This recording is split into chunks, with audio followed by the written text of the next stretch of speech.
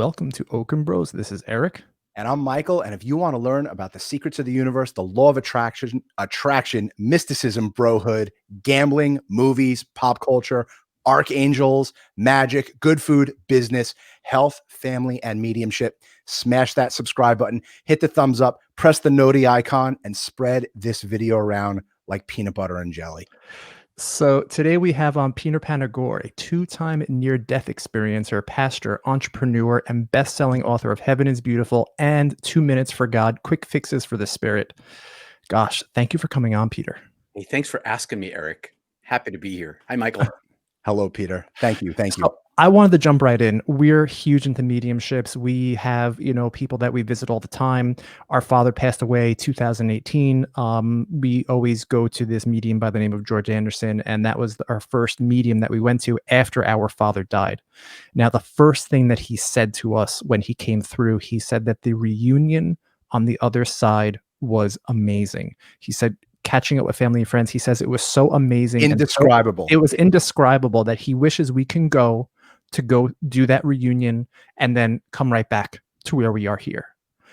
Is that something that you experienced in your near-death experience? No, It wasn't. I did not, but I can say that I've known enough near-death experiencers who've talked about that to understand that that is part of the larger rubric of near-death experience. My particular near-death experience involved going into what I can only describe as the oneness of being, where all love existed. And so even though I wasn't in the presence of my predecessor family, those who have died before me, my ancestors, I was in the totality. I touched into the totality of love and lacked nothing. So there was and that includes overwhelming joy and celebration of coming home again. It was a homecoming for me, for sure. That's what he called it. He said it was like going home. And our father was a homebody. Like, he loved his home. He loved his couch. And I always thought, like, when I'm in my bed, this is my home. I'm comfortable. I don't want to be anywhere but here with my wife and children. But then when I heard my dad say, I'm home, and he said that through multiple mediums. What is the home that we're all supposed to be missing or going to? Well, that's a good question, because it's the opposite of here. So it's not so much that this isn't. How do I explain this? If you saw the Matrix movies, right? Yeah. And they all go into the machine, and they're in this space. That's what this place is like, this world.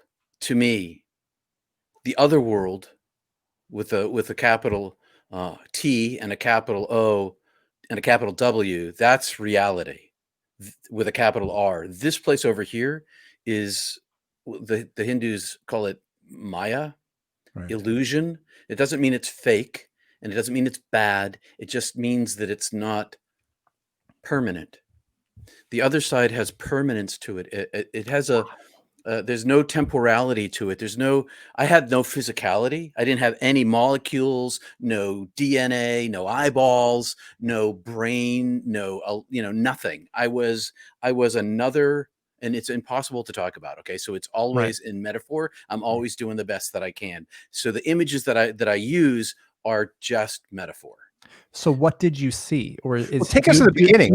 Do you not see? Hold on, before he goes there. Yeah, I saw the totality of infinity. I couldn't see to the end of infinity, but I saw. It's hard to express this. The totality of it was present to me, but it went beyond my sight. And I saw everything. I saw the maker of all things. I saw all intellect, all joy, all knowledge, all understanding, all mathematics, all astronomy, all chemistry, all everything and more. All of it, and all emanating from this one creative power, this one intellect that is self-existent and self-evident. Like, I knew where I was when I got there. There was no question in my mind. I wondered if I was dead. All right, that I did. I wondered if I was dead, but there was no question about in whose presence I was. It was all there is. Were you scared when it, because, like, I've had vertigo. The only thing I can think of this is like I've had vertigo and my world tilted on its axis, and it was scary and terrifying because the normal world I was in was going like this. I felt like I was on a cruise ship. When you were in this all presence, this all knowing, was it vertigo? Was it this feeling of being completely out of control, scared of flying? No. It was out of control, but not. I didn't want control. I didn't need control. I wasn't. Up until the moment of my death, it was those things. I was petrified. Right. I'd been terrified, not petrified. I wasn't petrified because that means like solid frozen. Mhm. I was totally terrified. Take us to the mountain. How did you die? What happened? I froze to death. I froze to death. So next question. So now it's okay. So it's a long time later, and I've done a lot of healing.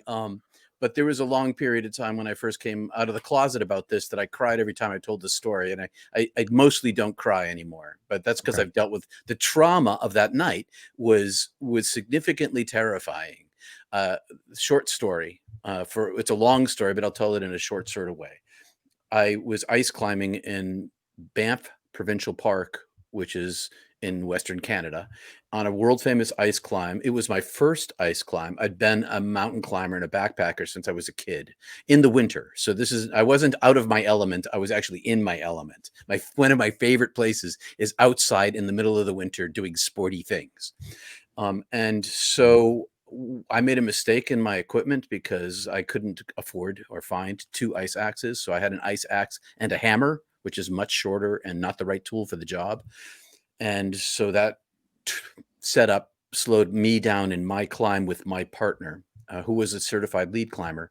We got to the top of the climb at sunset. All the other teams that had been climbing that day, there was a dozen other teams maybe, and they had all descended and were leaving by the time we sat at the very top of our climb. So we're only 500 or 600 feet up on a sheer cliff with 10,000 feet above us in the middle of March. And when the sun went down, the temperature dropped about 30 degrees, and we weren't prepared for overnight. Nobody was prepared for overnight. Nobody was staying overnight. Everybody was a day climb. Mhm. So we were out of food, out of water, and we were wet, because it's a wet kind of sport, and sweaty. And our temperatures dropped, and hypothermia immediately began to set in. And What did that feel like? What did that feel like? The first thing that happened was I started shaking uncontrollably. Like my body went into palsy, like just every single muscle in my body was pulsing. And so I was like shifting and my jaw was clattering. And Right. Tim, my climbing partner, he was in the same situation. And the sun went down, it got very black. And I knew, because I've been on the National Ski Patrol since I was in high school, what the symptoms of hypothermia were. And I knew what kind of danger we were in. And I told him, and Tim was experienced too, an outdoor winter person. We chose each other as partners. This is our first trip together. And our last, as it turned out, because we were both level-headed. That was and because we both had complementary skills. And so part of my thing that I brought was wilderness first aid. And so immediately Tim pulled up the rope, but he pulled it up too fast and didn't lay it right. And it ended up on a 300-foot knot, a big, huge 150-foot rope. And so I had to untangle it, and that set us back further. And meanwhile, we're in this situation where our bodies are shaking. My gloves are off my hands. I'm sorting through the rope in the semi-dark because it's starlit, but there's no light. And we talk about spending the night on the cliff and decide, well, first thing that we decided was we were going to die. It was like, this is a deadly situation and we are going to die. So we could try to survive the night here by snuggling up, canoodling against the face of the ice, which was crazy because we both already had hypothermia, so that we had no warmth to share. So we decided that our only chance was to get down and to fight our way down in the dark. Mm-hmm. And so that's what we chose to do. So throughout the night, and I'm going to leave out all the really terrifying stuff that happened in between, and suffice it to say that throughout the night, our hypothermia continued to advance as we made it down to the third rappel. And there were all sorts of problems along the way. The night just progressed, and the longer the night went on, the more energy we used, the weaker we became, the deeper the hypothermia set in. And we went through the stages of lack of coordination. Our brains started making poor decisions. You know how, like, I make the separation there because I was trying to make good decisions, but my brain was freezing. And so I started making not good decisions. And my lips froze, and my feet froze, and my hand froze, and I had frostbite on all my extremities. Not, you can see I still have my nose and my chin and my fingertips, but they were badly damaged. And so I was in a bad state by the time, so was Tim. And I keep pointing over to the left because he was often on my left on the climb. And Right. so on the last rappel, sometime before dawn, we were maybe 150 feet up, and hypothermia had advanced. The moon had risen, so we could sort of see. And I was terrified all night, as I mentioned before. And I found inside myself this great depth of will to survive. I didn't know that I had it in me, but I found that it was there, and I just kept shoveling, and shoveling, trying to keep my will going, driving myself forward, not talking, because every time we talked, we used up our energy. So we were very minimalistic in our communications.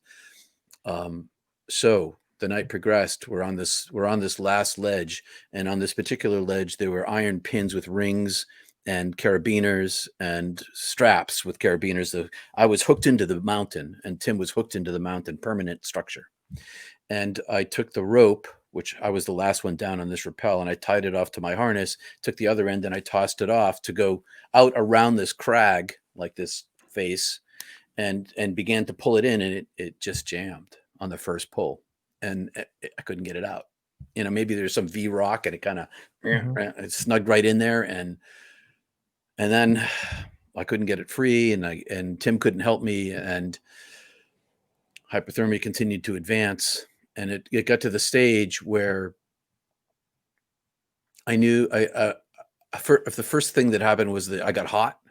And so I unzipped my coat, even though I knew better. And it was only a thin coat. It wasn't like it was a layer of insulation, but it was a shell, you know, and I couldn't take all the rest of my gear off. But so I unzipped my coat, and I felt like all the heat had rushed to my chest to save my heart. I remember thinking, oh, my body's trying to save my heart. I need my heart and my brain. And then but I got really hot, and I unzipped my coat, and then I remember having this decision of, oh my God, I am going to die here. There's like no way I can get out of this now. I'm at this stage of hypothermia. I can't get the rope free. The only way down is 150 feet straight down. If we'll die if we jump. I'm stuck. And so I had this sort of acceptance come to me. I was like, oh, okay.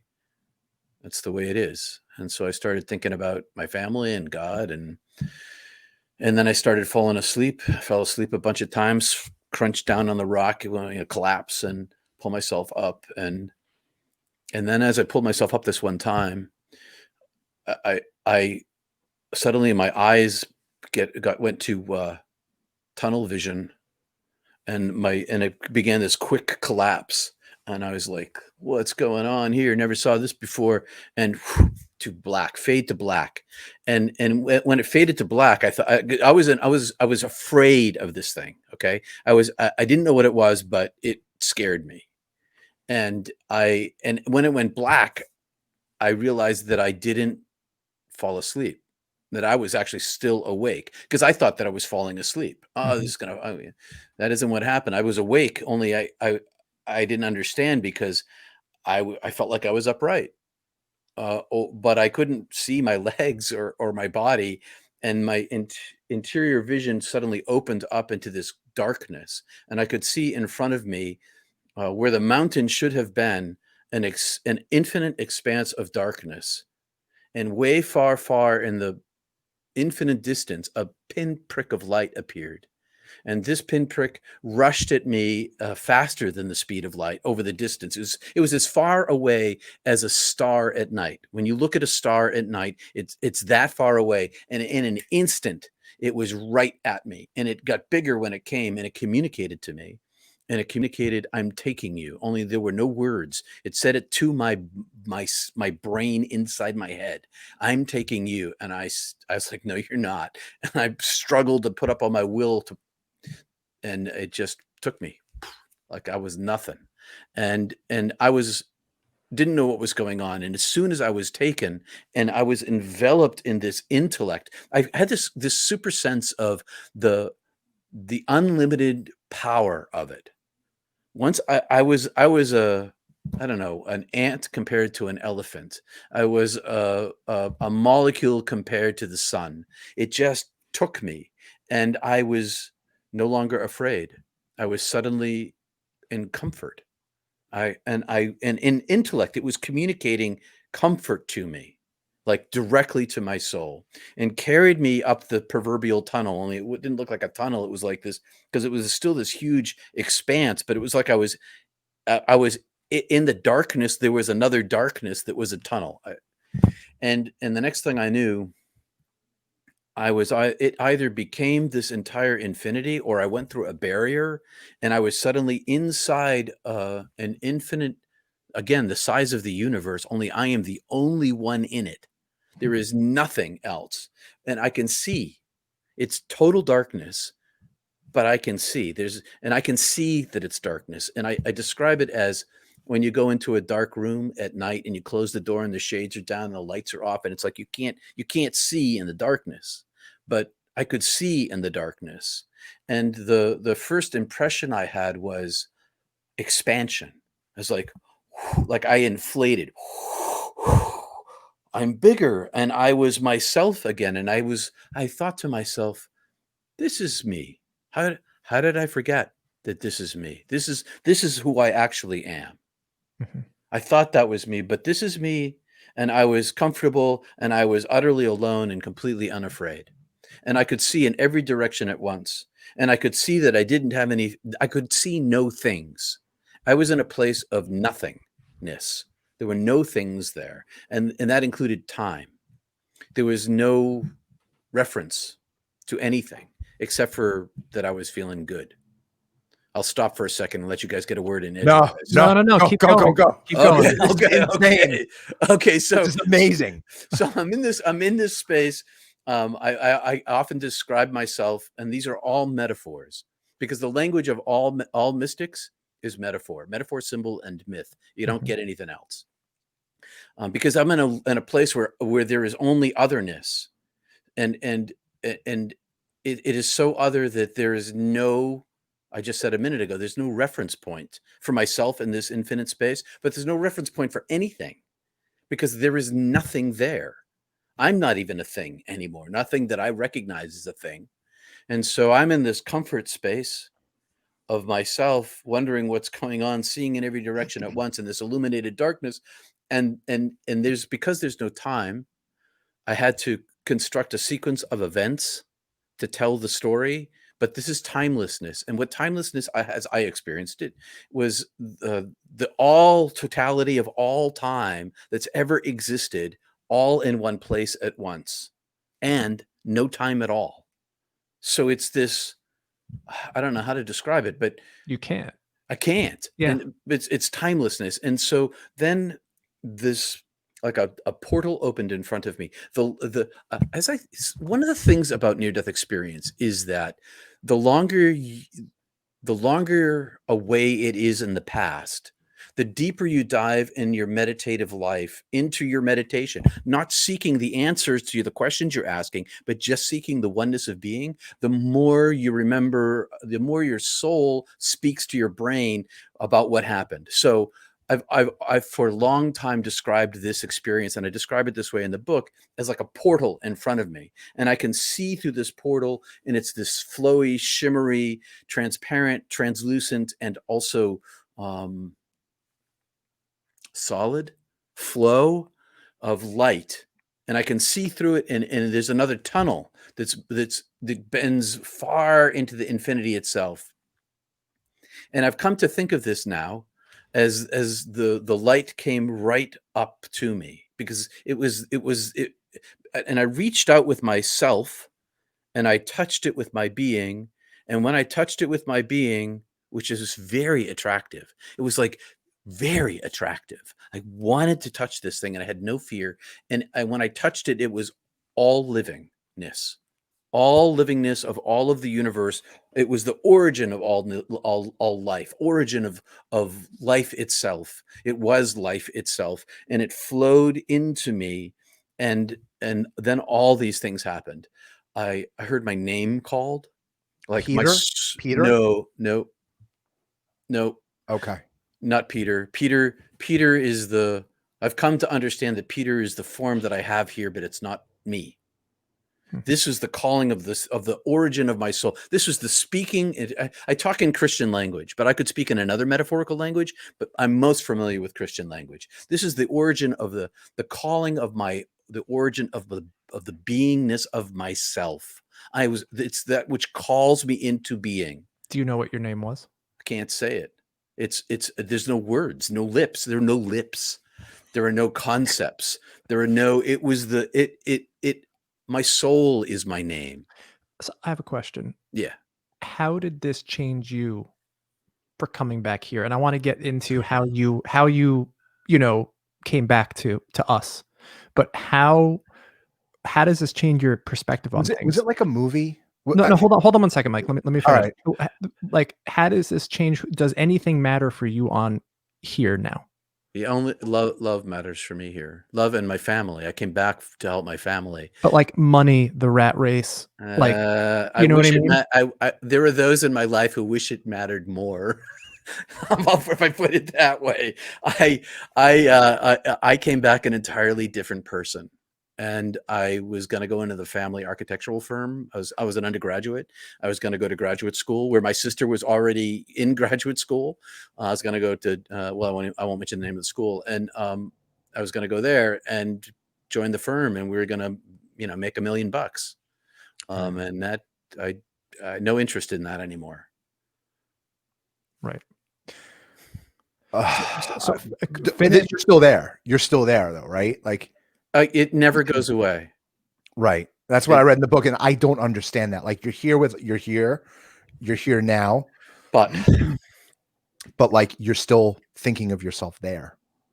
Yeah, and that's my perspective. That's really the biggest difference, is that I no longer, there was this book, I'm going to talk about it in terms of a book by the name of Death Comes for the Archbishop, by a woman named Willa Cather. And it's a story of this bishop 150 years ago, and he's in the Southwest, and as he dies, the last scene. I'm going to ruin it for everybody. In the last in the last scene, he's lying in bed, and he describes what he sees as if he's looking through someone else's eyes, and he's looking from inside out through other people's eyes, and that's kind of the way it feels to me. It's that I always know that, and I can distract myself. Like, I can distract myself away from this, but I can't ever change my vision of the world. I can't ever pretend that everything is real around me. So what did this being, the NDE still goes on. This being said something to you, right? When you were there. Oh yeah. What did the being say to you? Or convey. The first thing that happened to me is, it called my name. It showed me the origin of myself as I was created eons and eons ago in time and space as a photon, is the way I talk about it now, like a singular photon made out of all of the quadrillion times a quadrillion photons times a quadrillion infinity of the beingness of God. I was exactly the same as all of that, but separated and limited in form. It's super limited in form, a single tiny thing of this massive thing. And I was created, and I could see that my soul was long, it was, even though I was in timelessness, I could see that it was paradoxically just created and around forever. And I then went through hell of my own making as Peter. In order to for what happened after that, I had to let go of all my karma. And my karma was all of the pain I gave to everyone in my entire life from their point of view. And as I gave it to them, I didn't realize that I was giving it to myself. Of course, how did you know? You don't know. And What did you feel as that was happening to you? suffering, Just suffering. suffering like I'd never felt before. The greatest amount of suffering, it was like all of the suffering of my life and all of the lives around me condensed into one point and then shoved inside me. And it happened like in a sequence of events, and I experienced it from their point of view and from my point of view at the same time. And I judged myself as guilty for having caused pain that they didn't deserve. And it was all based on my judgments. I was making judgments about why I should hurt them. And, it wasn't always about fisticuffs, it was about, Right. the nasty word or whatever it was. And they were all there and they all ran like a movie, like a sequence. But they also, because of timelessness, all happened like all at once.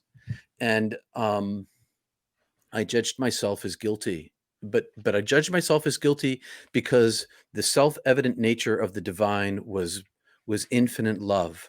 And so when I saw myself in comparison to the purity of being, I saw myself as utterly impure. And meanwhile, the voice that has no sound, that I am in this ocean, okay, it's around me, it's distant from me, it's right up next to me, and it's speaking inside me.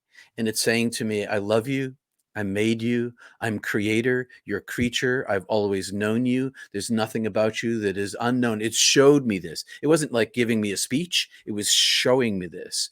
And I forgive you. I love you. And it made me see that all the suffering that I was causing, that I had caused in my life, was no different than the suffering anybody else was causing in their life. There was no like gradation. There was no worst suffering or better or less than suffering, because the perspective was infinity versus finiteness.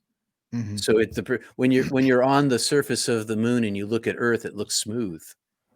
Right. We know it's not, but that's the way it looked to me. It looked like everything, there was this great equality of brokenness, of humanity, that we are made. As the way we are made, in order for the world to exist, the whole universe to exist, there has to be brokenness, and the brokenness isn't our fault. Mm-hmm. But I made choices, and I want to read an excerpt from your book real quick. Sure. On the other side, there is no time. Time does not exist. And I know you went over this. Time exists here. Time moves forward here. And we can look back in history and think about time. Time is entwined in nature, in the physics of this three-dimensional world. In time, there's a sequence of events. Here, one thing happens, and then the next thing happens, and then the next. On the other side, time does not exist. Time happens. Hold on. Time. Nothing happens in sequence. So did everything happen all at once to me there? I don't know. It is eternity over there, not forever. Forever is a measure of time.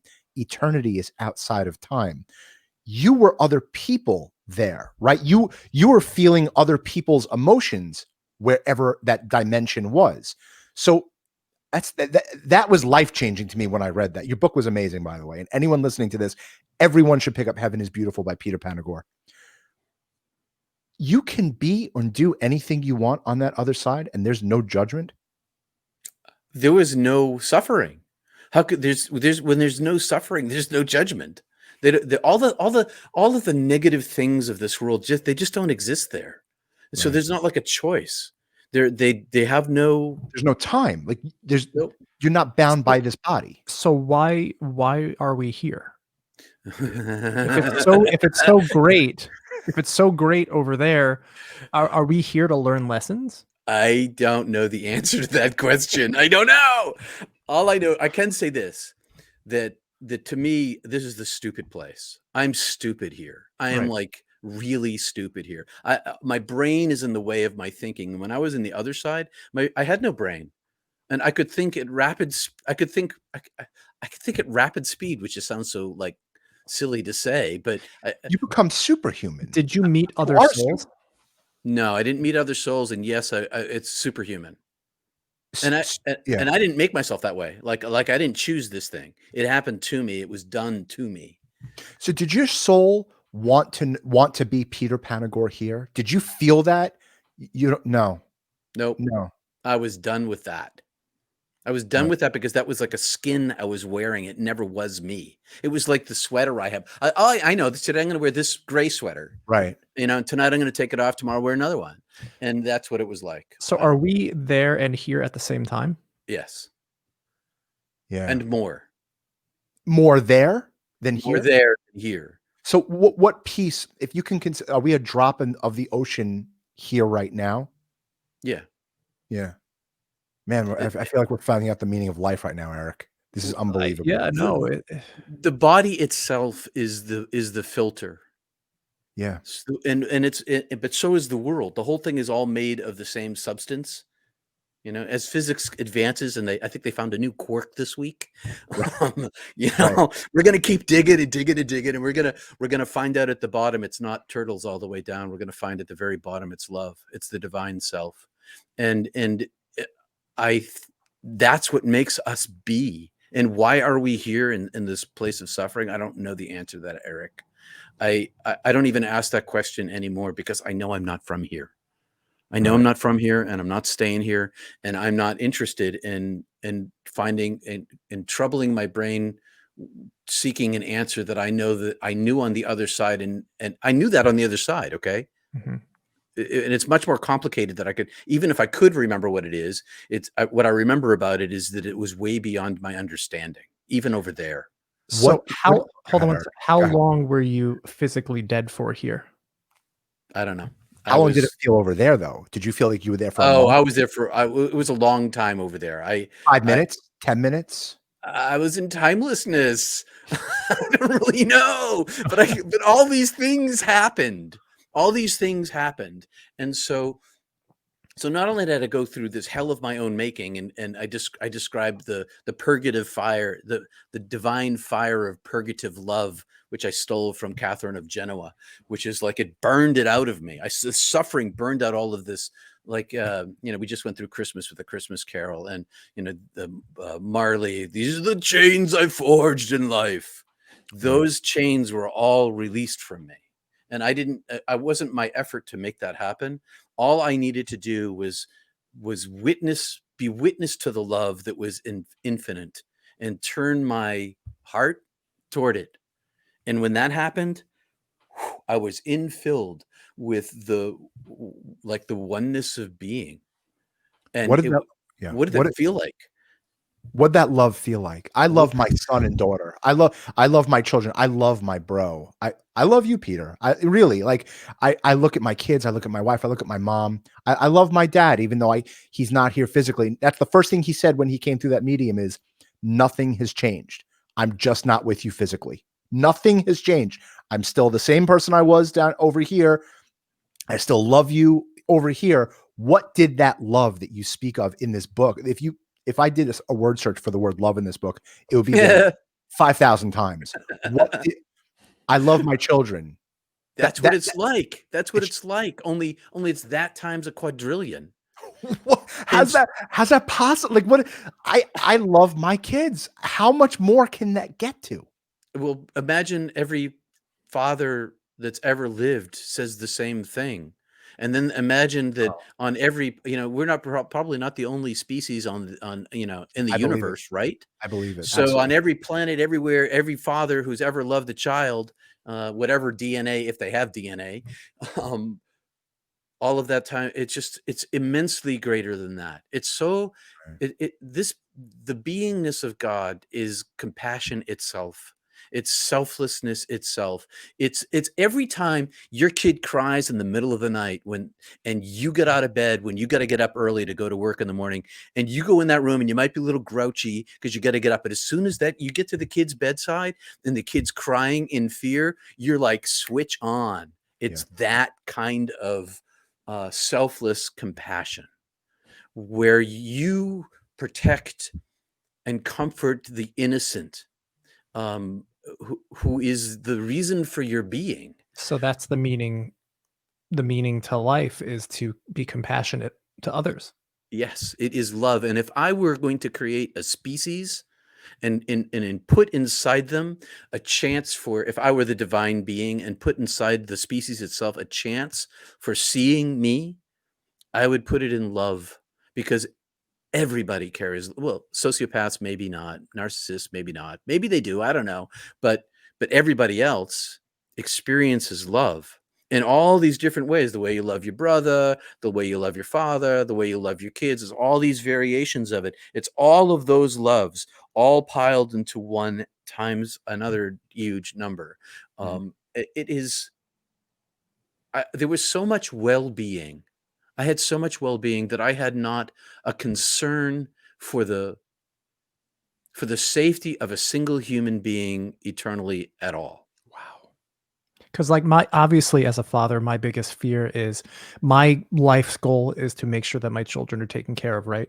That they're going to grow up one day and they're going to have fulfilling lives. And right now they're young, so I have that urge in my body that my job isn't done yet. And I doubt that I'll ever feel that my job is ever done. But at the time, did you have children? I did not have children at the time. I did the second time I died. I had children and a granddaughter. So how did that feeling go away? Because like that's why I do everything that I do is for my kids. So when you're there and you realize you're not there to protect them, to help them physically, at least, what happens? Well, I was in a similar circumstance at the time. My older sister had vanished when I was, I think I was 14. And my mom had this long period of brokenheartedness, let's say, that was pretty intense. Mhm. And when I was dead, I thought about my parents. I thought, well, do I have to stay? God's like telling me, come home, come home, come home, be with me now. And I think I started thinking about my parents. I was like, well, they're going to be okay. And so in an instant, I was swept to the edge, like this place where heaven becomes the material universe. And I'm up above earth, peering down with, when I say God was next to me, but God was everything, like earth and all the people and all the universe and so much more. And so as I'm looking at all these human beings in real time, so now I'm on the edge of timelessness in actual time, and I can see every single human being, 7 billion people. Like I can see through the planet and see everybody individuated. Like, Wow. and the voice, and everybody's covered by a veil. Nobody can see what I see. Mhm. Right. And the voice says to me, in the way that I love you now, I have always loved you.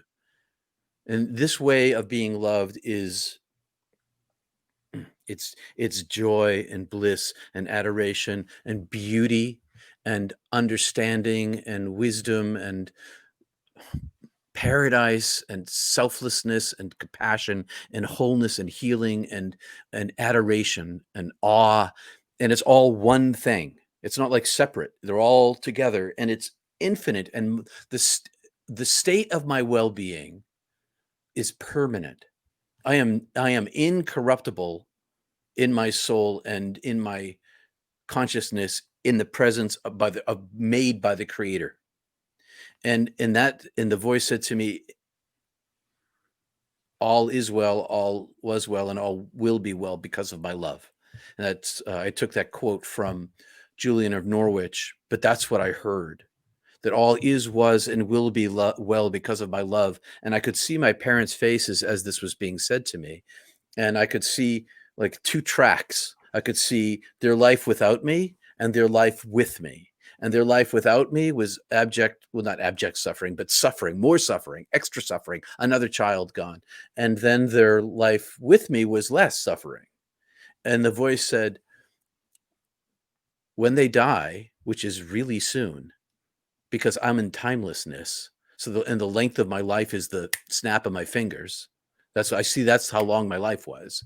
And I knew that my parents would be well too. And I just had to basically wait for them.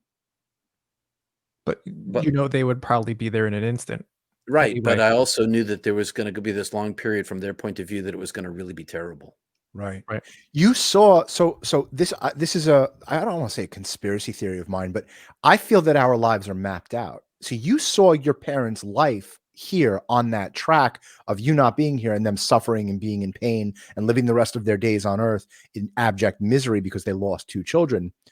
Is there a future? Like, is our I'm a writer. Okay, I've written books. I write screenplays. I'm on the verge of some pretty big stuff in LA. Thank you. I've written 20 books. Wow. Yeah, no, this is the big one, Monsterland. And they're trying to turn it into a movie, the whole 9 Yeah. yards. Yeah, no, believe me, we have a lot to talk about. And one book I wrote called Heavenwood, because I love afterlife stuff. I love near-death experiences. I'm Raymond Moody. I've been studying this stuff since I was a child. And it was about this guy who lives a horrible life, a boring life, and he dies. He's about to go on a date and he dies. And he meets a team of writers, and they're the angels. I wrote this when I was in college. And he says, why is the script over? They said, that's it. We wrote your script. That's it. The script's done. Now you have to write your next script. And he's given the task to write his next life. And he's given, I'm going to be a billionaire. I'm going to have girls and money and cars. And he realizes that it's all for naught, that it's really the love that you talk about. It's being there for people. It's the compassion and man, I should revisit that script. That was a really good script. Yeah, But it was called Heavenwood, and it was about how Hollywood is really heaven, that our lives are all predetermined. Did you get that feeling that you saw your parents' life? No, there is free will. There's free will. There's probability is the way I've come to describe it. And Explain that, please. Well, I can explain it this way. I can explain it 2 ways. Yeah. One, I chose to come back to mitigate my parents' suffering. I couldn't eliminate it, but I could mitigate it. And so when I came back in this world, their timeline changed. Not only their timeline changed, but all the timelines around me changed. And that gets back to what you were saying, Eric, asking about is that nobody could see this but me. My perspective is that I changed the entire world around me, not like the big, huge world, but the relationship world. Right. And then I had kids, then I met this woman and then we had kids and I got a granddaughter. It's like this timeline just keeps playing out. And so and when I made that choice, I said, so I'm up there, I could see my parents' faces and I say, do I have to stay? Can I go back and help my parents? Can I help them? And the voice says, I want you to stay. It's your time. But yeah, you can go back. Were you terrified? I'm sorry, but I'm sorry for interrupting. Were you like, sorry, God? Like, I don't want to go against you, God? Nope. It was very familiar. It was like super. I was utterly, totally known. There was nothing about me that was an unknown. Like if my dad came to me and said, you better come here now, and I'd be like, nah, I'm not going, Dad. He would have tortured me. He would have kicked my ass. You're telling the all-loving creator. Well, it's just love. It's just, so how did you die the second time? I didn't think I would ever ask somebody how they died the first time, but how'd they die the second time? I had a heart attack. We have a genetic thing in my family. My sister who vanished, long story short, we eventually found her again and she hadn't died. But good. About 7 years ago, that's a long story. Anyway, she died of a heart attack in her 50s. My grandfather died in his 50s of a heart attack. My dad should have died and I should have died. And in me, what happened was I had a blockage that it was probably, the doc said, started when I was born. And I died of a heart attack. I was fit too. I was running, doing yoga, staying fit and healthy. And what was that NDE like? Well, it was painful for one thing, because the heart really hurt. But I was completely calm. One of the after effects for me is that, and for most of us, I dare say, that we're not afraid of dying. Dying can really be terrible. Like it can be very full of suffering, but death is easy. Really? And so I was utterly unafraid. Like, I'm not afraid. It's my day to go. Didn't know it. Were you afraid to come back? No. And so what happened is I was in the ambulance. I live in a rural place and it's a long drive to the hospital, and I died on the way. And the same angel met me. This entity, this intelligent entity. I call it an angel because that's the nomenclature that we have, right? But there were no wings, there was no, halo, and it was an energy of love that was intelligent, that came rushing toward me, that I recognized and knew this time, and went with. And as I went with, I thought to myself, oh, let me make sure everybody's good. And so I turned around, I looked inside myself, and I saw some circumstances that weren't good, and decided I looked back up. The angel had receded. I looked back up. The angel's like, "Come on, come on, come on!" And I just turned around and went back in my body again. I didn't ask this time. I just went. Mm-hmm. And the reason why I chose to stay is because of my granddaughter, who had just been born. My daughter had married a childhood sweetheart, had some trouble in his upbringing, went to Afghanistan, witnessed terrible things. Like many of our Marines, came back unwell. Mhm. And my granddaughter needed me, and so did my daughter. Mm-hmm. And so I'm now, here it is, 5 years, almost 6 years later. I'm the father substitute for my granddaughter. They live in my town, and I did the right thing. Coming back was the right thing to do for her. How's your heart now, by the way? Just It's pretty good. I had some damage as a result, because I live an hour and a half from the cath lab. So by the time it was hours before I got fixed up. So, but it's all good. We're good. Good. I ran yesterday. I'm going to run today. So keeping it strong. So shifting gears a little bit, we're big believers in archangels. Well, explain how it came about. Yeah, in magic with a K. Again, another reading with our father, and it wasn't the first reading that we went to. But he was basically apparently Before our father passed away, we asked him for the secrets of the universe. Said, Dad, when you get there, I don't know where it is. Can you tell Eric and me the secrets of the universe? Because we wanna live out the best lives we can here. And he came through one reading, and Eric, I apologize for interrupting. quite all right. But he said, you gotta work with the archangels. You got to work with angels. They're on tap for the slightest prayer, for the slightest request. And that's the Psalms. Yeah. Do you work with angels? Are you familiar? No, with I made I made a different choice. By not going to graduate school in architecture, I chose to study mysticism for a graduate degree. And the reason why I did that is in order to create a concepts inside my head, so that I could understand what happened to me. And in the midst of my research, the history of primarily Western mysticism, I discovered that I could do that, or I could take another route, which is back directly to the oneness of being itself, instead of into any of the fragmentations of it. But to aim at the one thing itself. And so I've spent my whole life in my interior practices of prayer, meditation, yoga, all these things I do has only one intention. And I never ask for living a good life. I never ask for, give me the new car, or, I'll ask for other people. If people want me to pray for their physical healing, I will. But I know that the physical body is a temporary place, and often we're better off on the other side.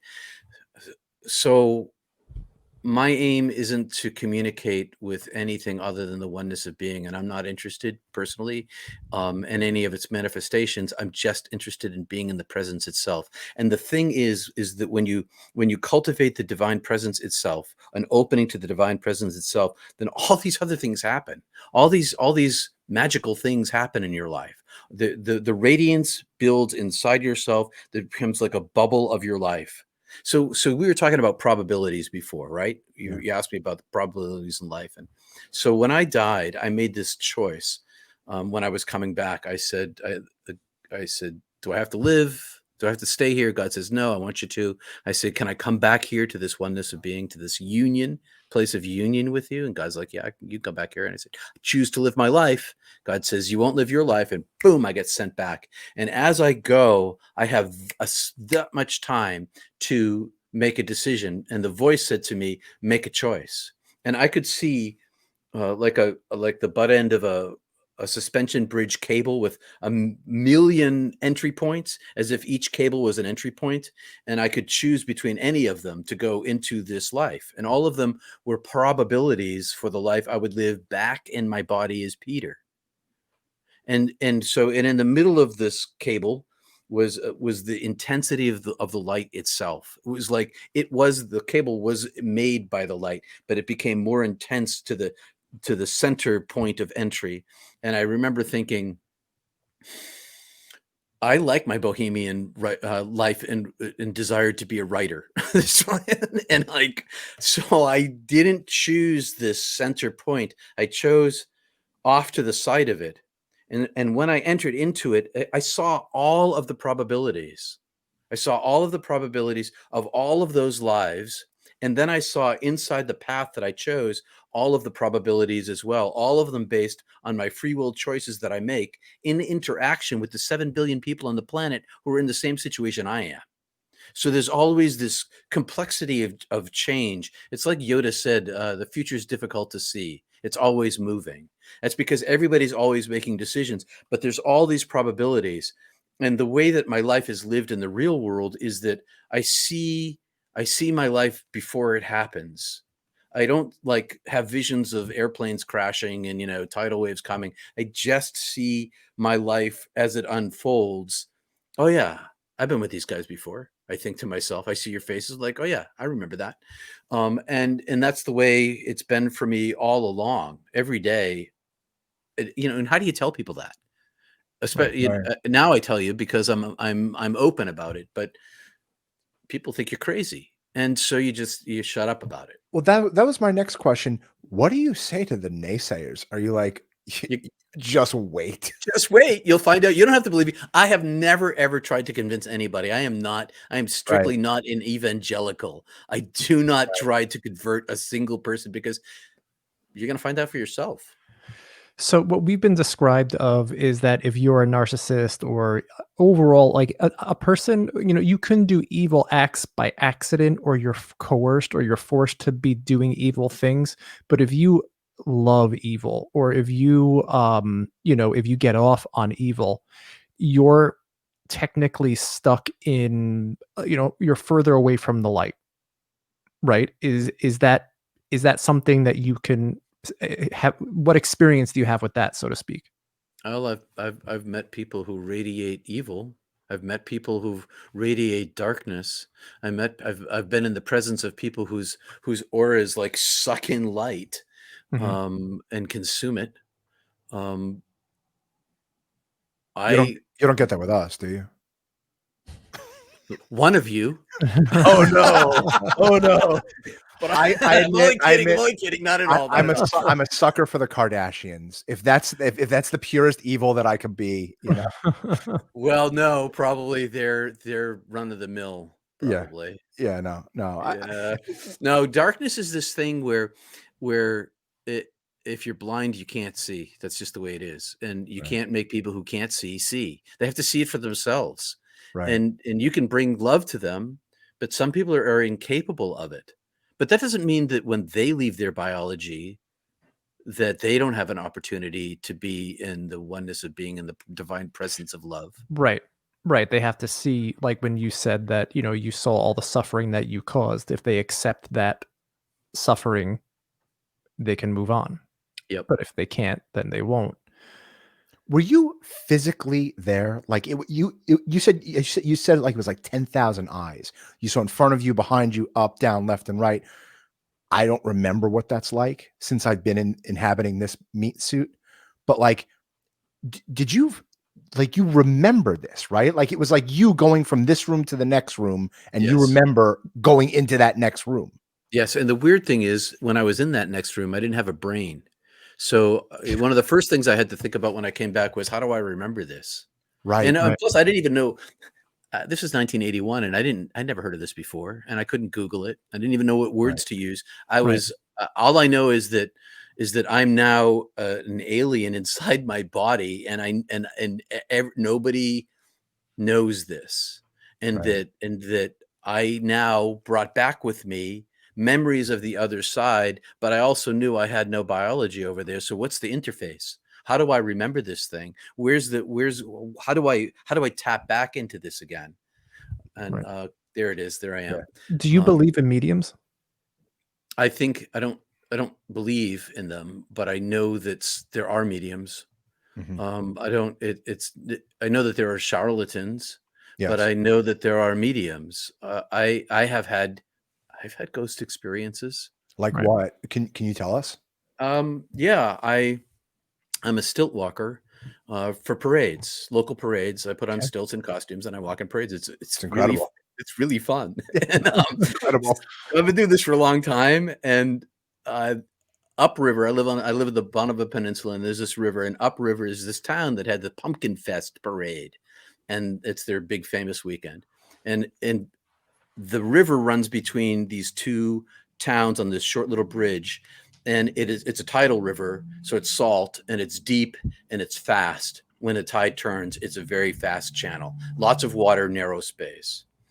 And I was in this parade, and as I should back up a second and say that I didn't know where the parade began, and so I grabbed my iPad and where's the parade begin? I look it up, and the first article comes up is this story of the Shriner. You guys know what Shriners are? They're like, they drive in the little go-karts and they wear the fezzes. Yeah, yeah. Yeah. So there's a group of these Shriners with these go-karts who do this parade.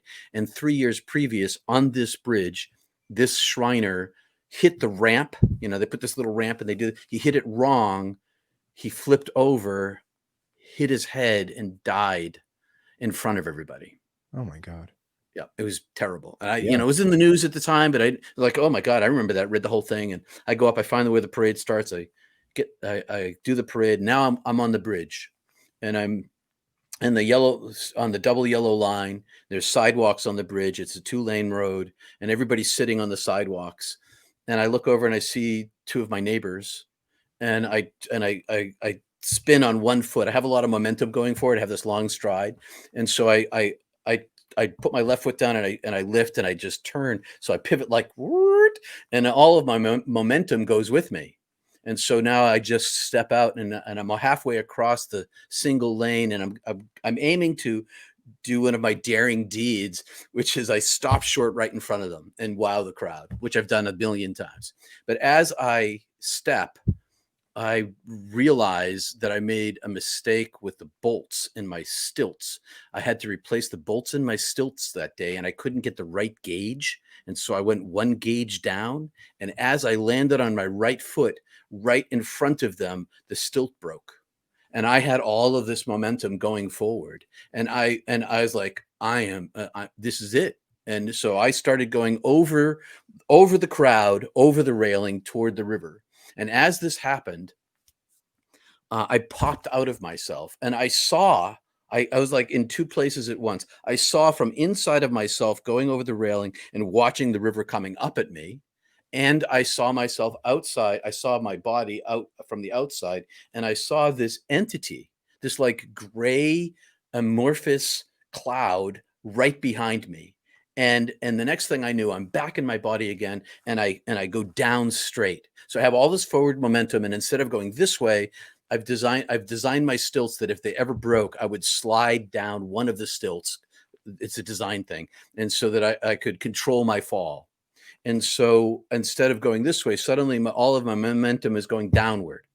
And I hit the ground, and everybody gasps, and I look up, and there's one of my buddies. He's another runner athlete, and he has his shirt off, and he's like, he's ready to go into the river after me.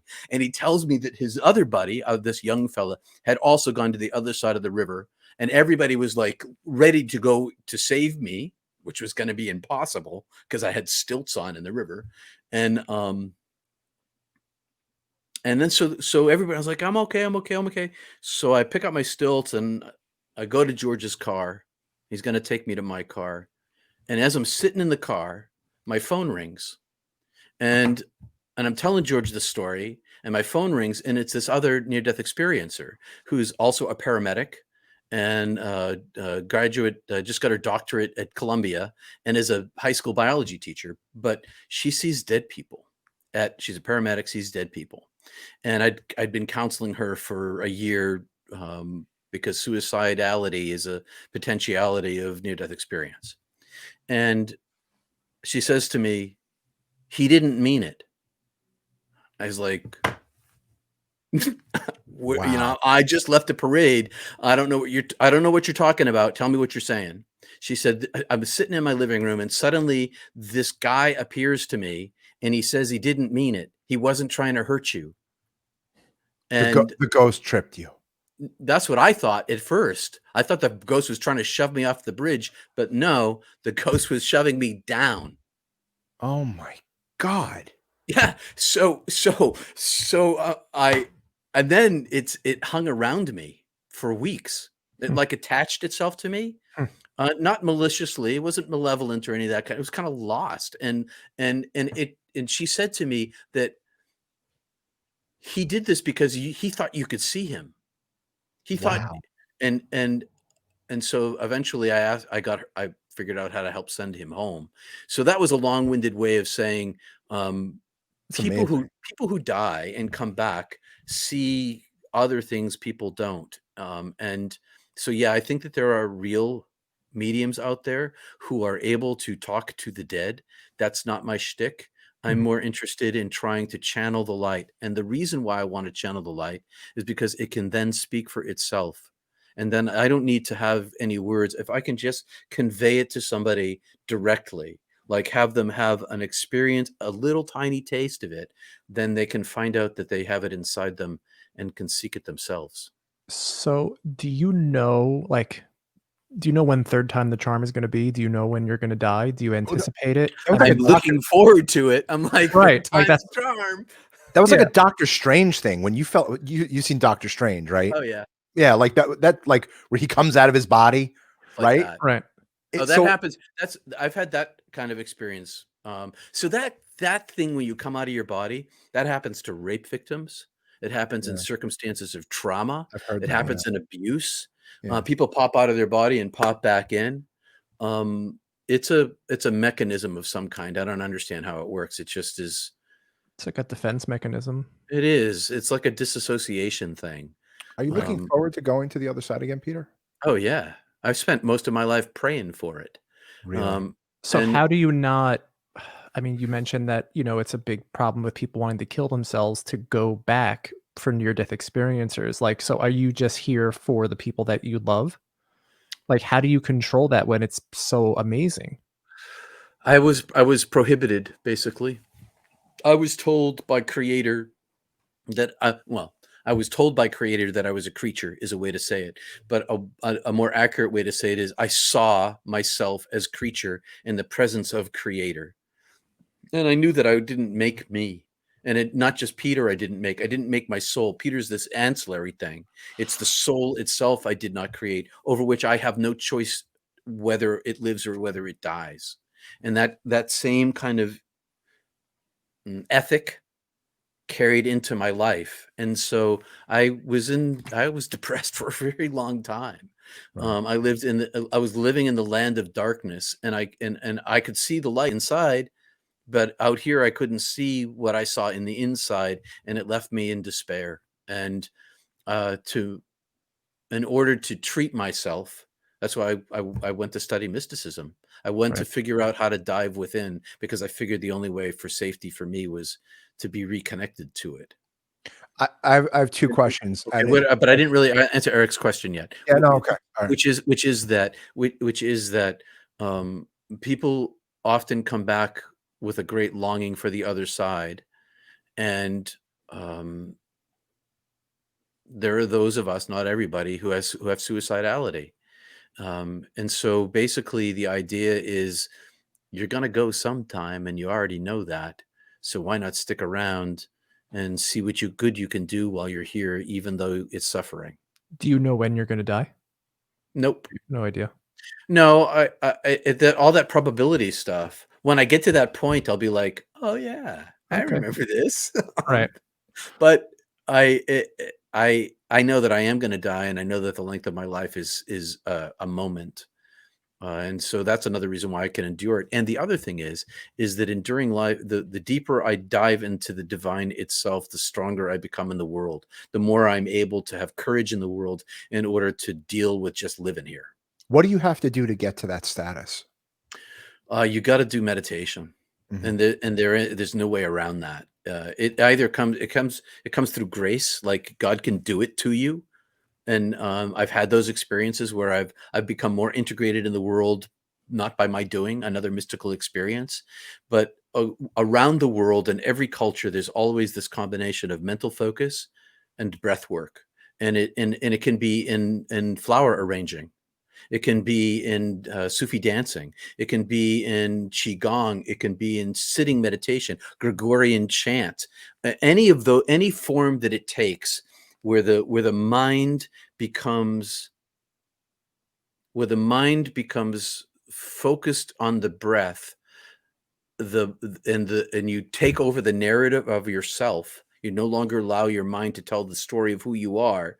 When you're quieting your mind by using language or art or archery, there's an opening there.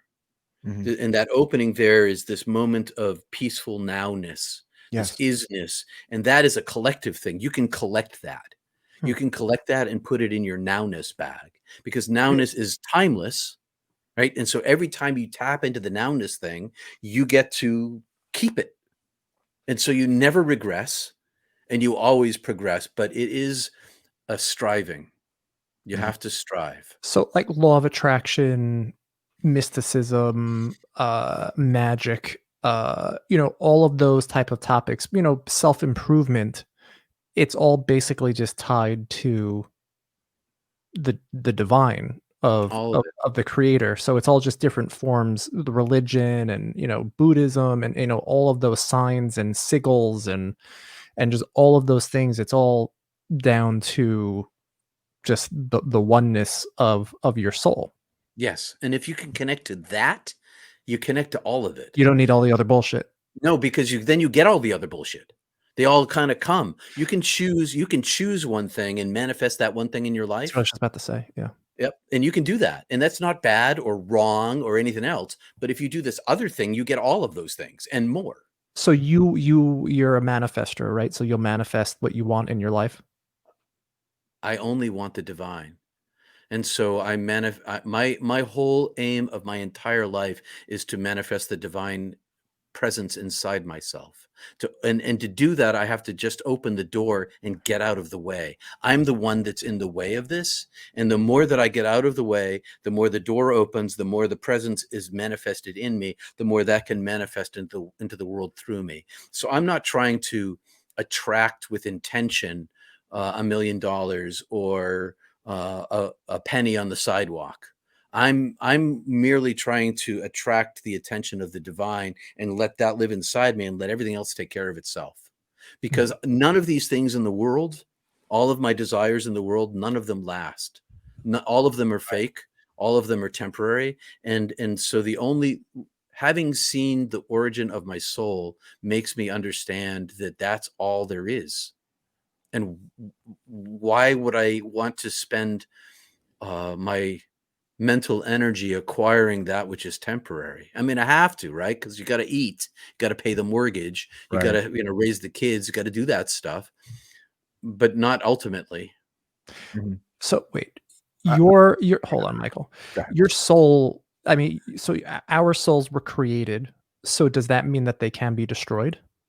I think my soul is being created. My consciousness is constantly being created. Wow. And I don't know about destruction, but I do know about obliteration and absorption, folding back into the oneness of being. When I've been in the state of union, there is no self left. I am no longer present, and so I can't be destroyed if I'm not there. And so in the experience of oneness, there is this. There's only the divine. What is that? What does the feeling of oneness even feel like? Put it in like layman's terms. Cherry Garcia ice cream with whipped cream and hot fudge on a hot summer day. Great. Sign me up. I'll take some of that. Here's a gun. Hang myself. No, I'm not making fun of anyone who committed suicide, but I have a question. What do you say to people? And this is I asked this before, but I want to go into this more. What do you say to the science-minded people who are like, you just hallucinated? I'm like, maybe let's see what the science says. keep at it, guys. Keep researching, because I love science. I'm a science head. I mean, that's how I know there's a new quark, that's been discovered, because I read that stuff. Right. Right. And so I'm all for that, because I think that the only way we're really there's only two ways we're going to convince everybody. Three ways, I guess. There's an accumulation of evidence. There's tens of millions of us now saying the same thing. Right. Then there's the possibility that people can experience it for themselves, directly, their own mystical experience. And there's the way that when we can channel it to others, the light itself can be experienced in a collective of people, when a person has the openness to channel the light through themselves. And then there's reason and empirical science. And the deeper that they go into science, the more they're going to discover, the more they are going to discover that we're like an antenna, that consciousness doesn't arise in the body. It arises outside the body and inhabits the body. And I can't prove that. And Right. so my answer to the scientist is, show me. Right. Do your work and show me. Have you heard from your sister? No, my parents have heard from my sister. I have not. I don't get a lot of that kind of stuff. I don't know why that is, but I don't, maybe I don't need it. But Right. my parents have both been visited by my sister in the past 2 or 3 years, and Wow. have received apologies Wow. and love, because she didn't realize what she was doing, and forgiveness as a result, and the settling of my parents' hearts. Mhm. It's been great, actually. Yeah, our mother is a medium. She's a practicing medium. She's always kind of had the ability, and then when my father died, she actually started taking classes and taking lessons, and She's spot on. she's helping a lot of people. Good. I'm glad Yeah. to hear that. Yeah. There needs to be people like that in the world. Yeah. Yeah. And if anyone's interested, ladyphyllis.com. Yeah. Peter, I had what's not church? I get the alerts. I love them, and I've watched a few of your sermons. I love that it's not church. That Well, it's go your ahead. own universe. I love it. It's just it's so not mainstream. Yeah, it's totally not mainstream. I chose to stay in Christianity. When I died and came back, I lost all of my belief in everything. I came back I didn't believe in culture or clothes or reason for dressing a certain way or whatever. And none of it was real to me.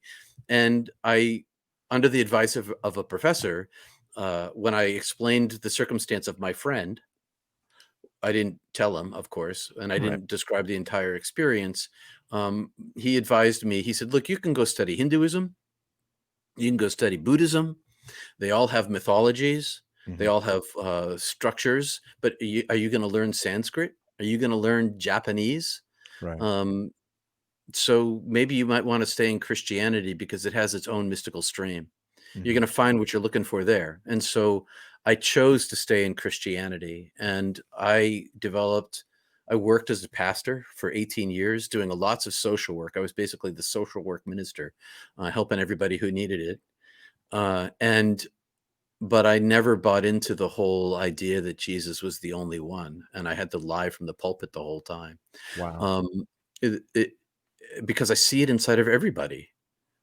Everybody's got the light inside them. Even the dark, evil people, they still have the light inside them. They're just further away. They're just further away. And so, not church is basically mystical Christianity with a strong influence of mystics from around the world. I've got my little bookshelf over here where I can grab. I got the Upanishads. I've got Paramahansa Yogananda, Rumi, the Bible, Hafez, Chuang Tzu. Have you heard of Justin Sledge? He has a channel on Dr. YouTube. Justin Sledge, Dr. Justin Sledge. Yeah. Esoterica.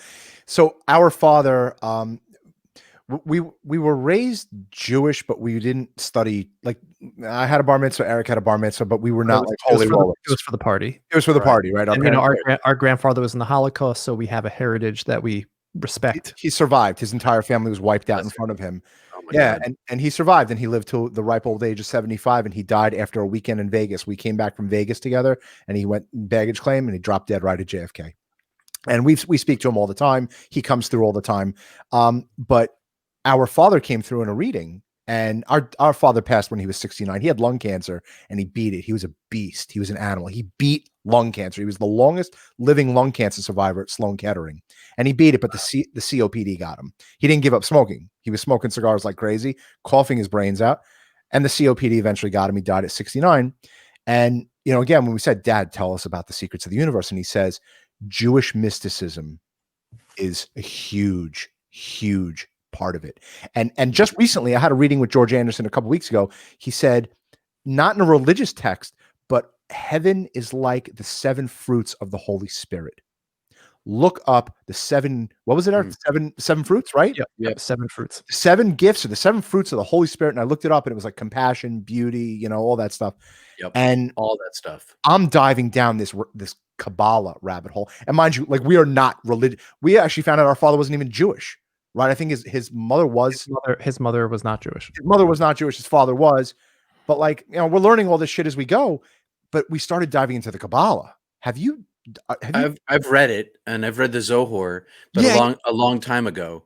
Yeah. But I can, what I remember of it is that it was speaking my language. Yes. Because I want to say that I'm not religious either. That was actually, Right. I'm not religious at all. Right. That's why not church. Right. You know? Not church. That's right. And the reason why not church, so that was a marketing ploy. The idea is that the people who are disaffected Christians, who have had mystical experiences, who can't fit inside, we share a common language story. Right. And so it gives me shortcuts to talk about mysticism because they already know all the stories. So I'm able to rejigger the whole mythology. Well, the problem is that they don't use mythology, and reintroduce mythology and metaphor in order to help people see, for instance, in the Gospel of Mark, Jesus goes through a calling, an awakening, a transformation, and an enlightenment. Right. Like you and me. Right. What's the next book you're working on? I'm working on 2 books at the moment. I'm working on the other part of my life, which is as a mystic before I died, and as a mystic after I died, and the mystical experiences that I've had in order to help people understand the variety of mystical experiences, the definition of mystical experience, because I spent about 18 months touring little tiny churches in New England and quizzing all the congregations before I spoke about whether who here had ever been visited by the dead. Raise your hand. Yeah. And 50% of the congregation in every single congregation raised their hand after I cajoled them into it because nobody wants to confess it. And then I'd say, like, so who here's ever told anybody? Everybody keeps their hand up. Who here's ever talked about it in church? Nobody. And go ahead. Do religious people get angry with you? Do, like, holy rollers? I'm an enemy. Yeah. I kind of figured that. I'm an enemy partly because of what I teach, but partly because of who I am. Right. And so, yeah, I blocked a lot of people on YouTube just because I don't need to be attacked. I mean, they can attack me if they want to, but I don't respond to trolls. I took media training. Don't respond to trolls. That's my media tip. We learn that the hard way. When you have trolls, you officially made it. That's the way I look at it. Yeah. It's like people taking their time out of their day to try to bring you down. It's like, yeah, right. You know. So what do the next 5 years hold for Peter and Peter's soul? Well, I got that book that I'm working on now. It's actually already written, and that's my next project. And as I'm finishing what I'm working on now, which is my book, Heaven is Beautiful, has been picked up option for a film. Hey, amazing! Some really serious, wonderful, producers that have awards up and down both of their sleeves. We'll talk after the show. Yeah, we should. Talk. We should. And so but my book wasn't film ready. And so I've created a fictionalized version of it because I was an English major and fiction is my dream. That's right. Me. You know, I was an English literature, right? English major too. Yep. And so I'm fictionalizing the account. I've taken all of my girlfriends. Gulp, I swallow as I do this, and my wife, and I've created a counterpoint character.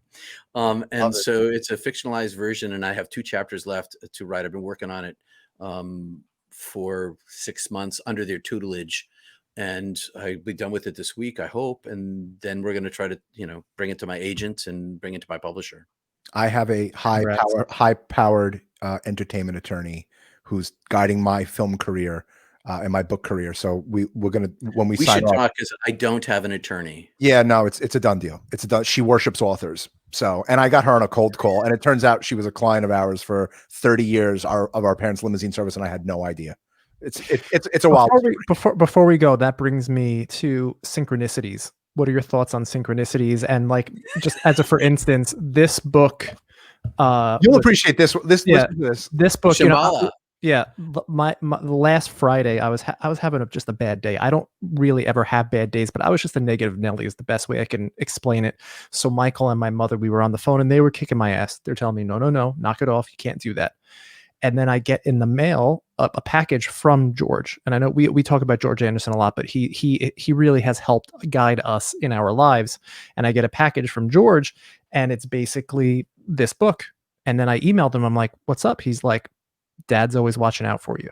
So dad sent this book to me on the day I was having a shitty ass day. And basically this is just numbers to uplift humanity. It's the codes of the universe. It's the Shambhala. You saw it. You said the word exactly. You're like, oh, the Shambhala. Well, why did that roll off my lips so easily today? Because this morning, in a conversation with somebody else, she brought up Shambhala. Do you know Shambhala? I'd like, oh my God. Yeah, let me think about this for a minute. Oh yeah, I do remember that. So like 10 years ago is the last time I came across it, or 5 years ago. Right. And then it was today. Isn't that amazing? There's your answer to the synchronicity, Eric. Synchronicities. I want to just close out. Listen, I could probably talk to you for another 5 more hours, Peter. This 2 paragraphs here, like I've been thinking about day and night since I've read your book. Furthermore, as I've said before, and will say again, there are no words, no things, no body, no brain, no culture, no history, and no language.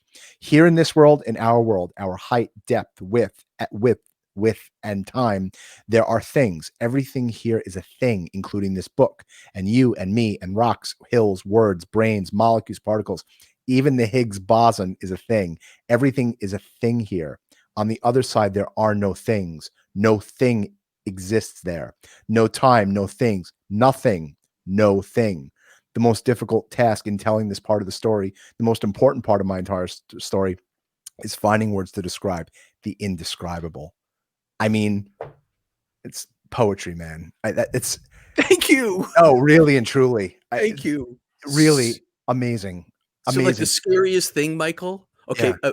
It wasn't just coming out in this large way and exposing myself as for ridicule. Yeah, will people like my writing? Oh my God! Will my writing be like? Well, that's the English major. It's like, is it going to be good enough? As a writer, this is good shit. This is A+ material. As a reader, I'm a voracious reader. Eric's more of a YouTuber. Eric's like the generation below me that he's got to watch it. But me, I love to read, and your book, Heaven is Beautiful. Everyone out there in Okon Bros land, in YouTube land, go buy Heaven is Beautiful. Listen to Peter. He knows exactly what he's talking Peter, about. Please plug away. Let people know where they can find you. PeterPanagore.love. And I have a YouTube channel, not church. We're forming a mystical community of people from all sorts of different they're religious expats who are actually spiritual mystics who are now finding voice. Yeah, Peter, that's certainly the power of the internet, where this stuff can't be hidden anymore. Nope. No. So Peter, you're doing this was one of the best podcasts we've ever done. I love the way you spoke, really and truly. Yeah, and you helped me, and I think it's going to help people in the audience to put things into perspective. That not much matters here. Just you have to love, you have to show compassion, and if you do that, you should have a pretty good life and a better afterlife. It's amazing. I shouldn't say hell yeah, heaven yeah. Hell yeah. Hell yeah. Everybody, please like, subscribe, check out Peter Panagore, and we appreciate it all. If you have any questions, please leave it in the comments below. We appreciate you all tuning in, and we will see you guys next time. Peter, anytime you want to come back, you have a platform with Okon Bros. Thank you so much for coming on. We loved it. Thank you very much for having me, Michael and Eric. I'd love to come back. Yeah, thank you, and hang out for 2 seconds. Bye, everyone.